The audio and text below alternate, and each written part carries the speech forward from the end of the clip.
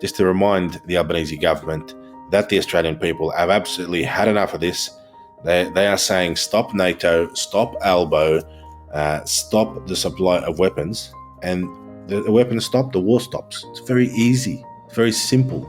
By getting ourselves involved in foreign conflicts, by depleting our weapons, depleting our military's fighting capability.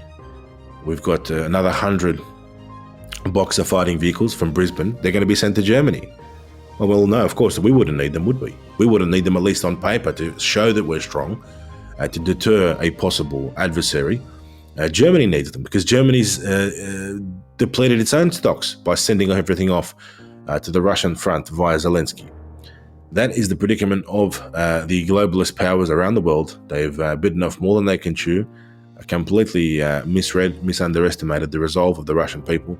Russia has done it previously. They have fought coalitions of multiple countries. If you look back to the days of the Crimean War, Turkey, France, Britain, a whole coalition of countries were fighting against Russia. Christian countries allying with non-Christian countries to fight other Christian countries just for the sake of their imperialist attitude. I mean, back in those days it was called imperialist aspiration. Now we call them the globalists. But it's the same thing. Stop Russia and promote the position of the British, the French and the Americans. We're back to where we started, and looks like the Germans are having the last laugh in all of this, having turned the EU and NATO into their little sort of pocket army. Stoltenberg, a German, in charge of NATO. I mean, what is NATO? NATO was formed after the Second World War, and in a very short time after its formation, many former SS officers, many generals of the German Wehrmacht were actually drafted into NATO.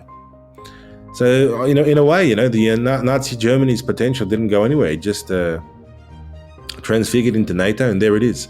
Russia is fighting NATO once again with those German crosses displayed on Ukrainian tanks, on American Bradley infantry fighting vehicles, French tanks, German Leopard tanks. It's all there, and the Russians certainly consider themselves, and I consider the Russians to be fighting a righteous war.